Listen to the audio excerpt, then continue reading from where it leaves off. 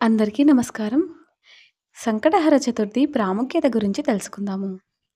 సంకటహర చతుర్థి ప్రాముఖ్యత గురించి చెప్పాలంటే, ఇది వినాయకుని ప్రత్యేక రోజుల్లో ఒకటి. ఈ రోజు గణపతి దేవునికి పూజించడం వల్ల ప్రపంచంలోని అన్ని సంకటాలు, బాధలు, దోషాలు తొలగిపోతాయని నమ్మకం. సంకటహర చతుర్థి ప్రాముఖ్యత.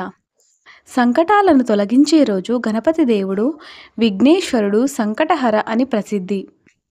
అంటే ఆయన్ను పూజిస్తే మన జీవితంలో ఉన్న విధి విఘ్నాలు, బాధలు, ఆపదలు తొలగిపోతాయి. ఈరోజు చేసే పూజకు మహాఫలాలున్నాయని విశ్వాసం. ఉపవాసం ద్వారా శక్తి మరియు నియమం.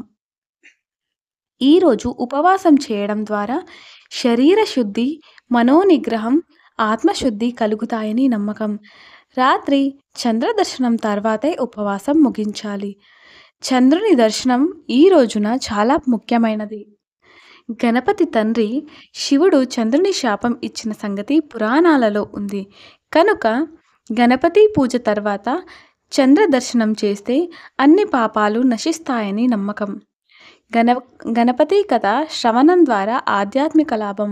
సంకటహర చతుర్థి నాడు సంకటహర చతుర్థి వ్రతకథను చదవడం లేదా వినడం వల్ల ధర్మ, అర్థ, కామ, మోక్ష లాంటి పురుషార్థాలు సిద్ధిస్తాయి. కుటుంబ శాంతి, ఆయుష్, ఐశ్వర్యం. ఈరోజు పూజ చేస్తే కుటుంబంలో సుఖశాంతి, ఆరోగ్యం, దీర్ఘాయుష్షు, ధనధాన్య సౌఖ్యాలు కలుగుతాయని పురాణ వచనాలు. శుభప్రదమైన రోజు ఇది. ముఖ్యంగా సంతాన అభిష్ట, విద్య, ఆరోగ్యం, ఉద్యోగం, వ్యాపార అభివృద్ధి కొరకు నెరవేర్చుకోవాలనుకునేవారు గణపతిని ఈరోజు ప్రార్థిస్తారు.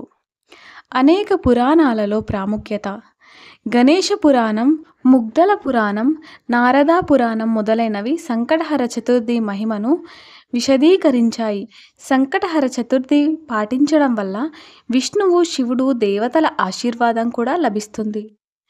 ఇంతటి విశేషాలతో కూడిన ఈ పర్వదినం ప్రతి ఒక్కరూ శ్రద్ధగా ఆచరించవలసిన పుణ్యకార్యంగా భావిస్తారు.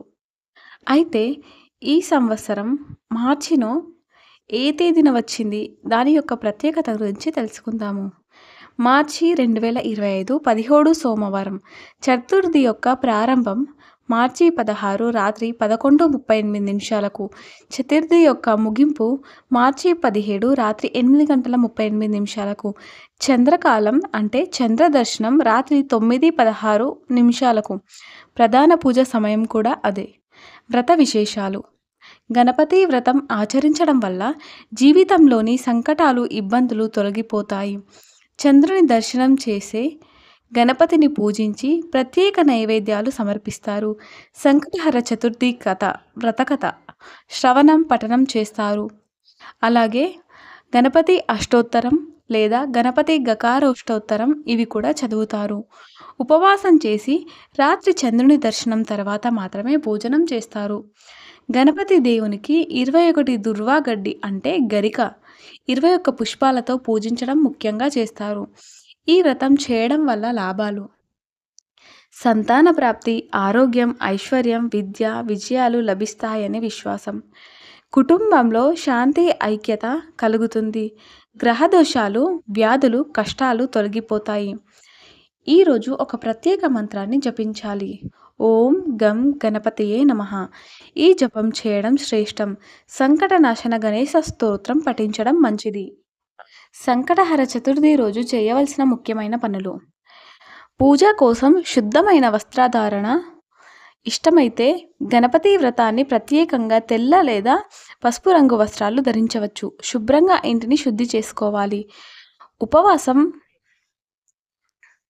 ఉపవాసం చేయడం అత్యంత ముఖ్యమైనది. పూర్తిగా నీరు తాగకుండా ఉపవాసం చేయడం లేదా ఫలహారం, పాలు, జ్యూస్తో ఉండే ఉపవాసం చేస్తారు. చంద్రోదయ దర్శనం అనంతరం ఉపవాసం ముగించుకోవాలి. గణపతి ప్రతిమ యొక్క ఏర్పాట్లు. ఇంట్లో గణపతి ప్రతిమను ఏర్పాటు చేసుకోవాలి. పసుపు, కుంకుమతో అలంకరించుకోవాలి. గణపతి పూజా ద్రవ్యాలు సిద్ధం చేసుకోవాలి. అక్షంతలు, పసుపు, కుంకుమ, దుప్పటి కట్టు, పువ్వులు, ముఖ్యంగా చెంపక పూలు లేదా దుర్వా గడ్డి 21 అలా ఉంచుకోవాలి. పండ్లు, కొబ్బరి, నైవేద్యం. దీపం, ధూపం, నీళ్లు. అలాగే గణపతి పూజా విధానం. మొదట మీ సంకల్పం. ఈరోజు సంకటహర చతుర్థి వ్రతం చేస్తున్నాను అని సంకల్పం చెప్పుకోవాలి. గణపతి ఆవాహన, పద్యం, అర్చన, పూజా కార్యక్రమం నిర్వహించాలి.